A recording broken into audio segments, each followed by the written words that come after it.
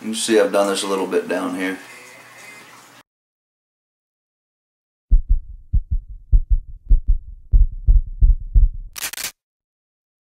Gives me an easy way to push. It's just a $10 chair, so I'm not worried about it.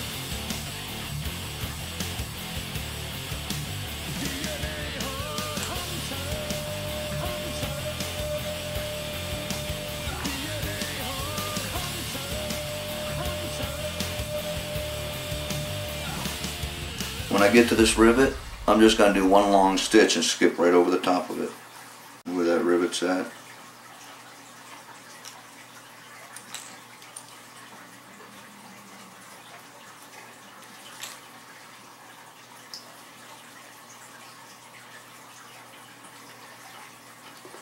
And make sure the stitch gets very tight.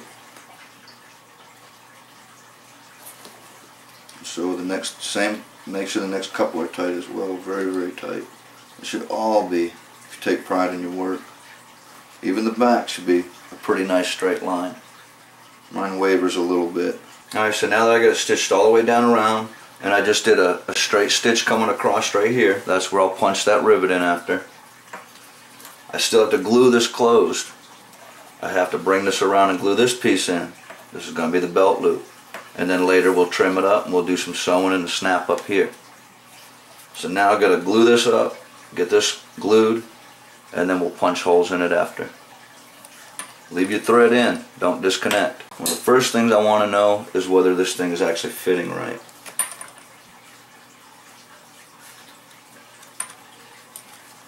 Just went in nice and tight into the tip down here.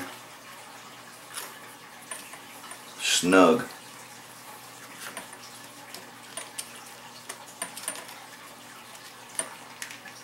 There's no way this knife will go anywhere later. No way it'll come out when you're running around. Alright, let's get this glued and pressed in. I'm going to do this with the knife in the case, because I want it to kind of fit to it, form to it. Make sure it has the room it needs to go in. And all the glue in there I think I can get. It's not going to be very easy to get this cinched down where I want it. And I'll just tighten this down as much as I possibly can right there with the blade in it. And it's just sitting right along the edge of the blade right here, just so it can press that down and make contact. Alright, a little bit of wet glue here, but everything else is set up pretty good.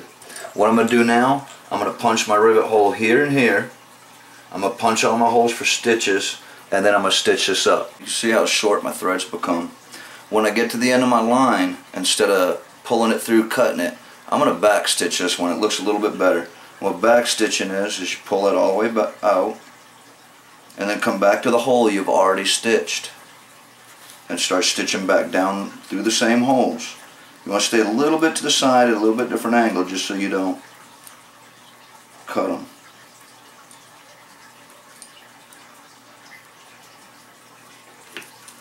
So I'm coming back down through now. Right now, before I go trimming, I've got my tab out. This is going to be designed to knock down and off the weapon.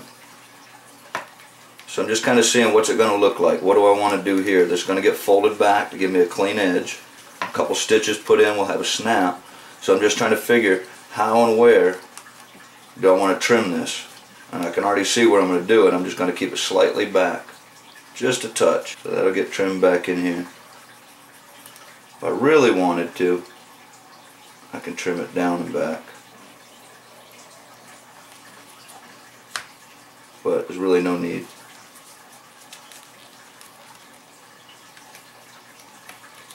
So we'll just take it here. And I'm going to use a ruler to cover my threads up so I don't go cutting them. Not put too much pressure, just slight pressure. Let it cut through a couple at a time. Good clean edge, real close.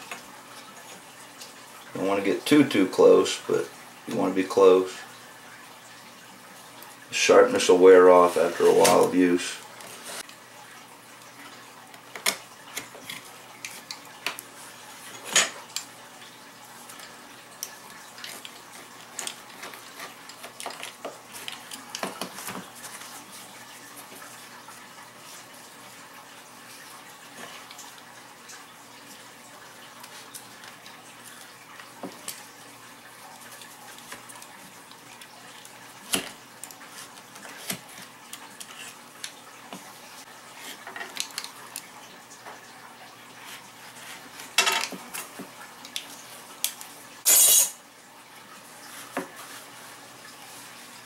Yeah, that's really tight. I'll have to wet all this leather and that'll loosen it up a little bit later.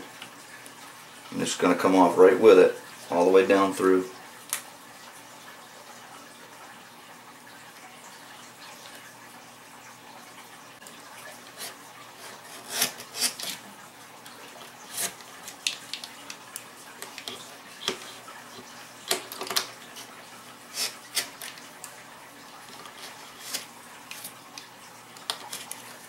Try to keep good clean cuts.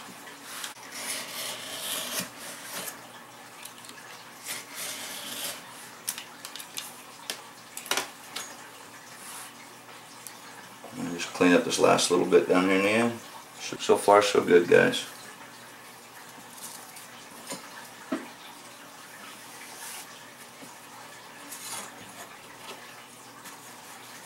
Next step, finishing up the snaps.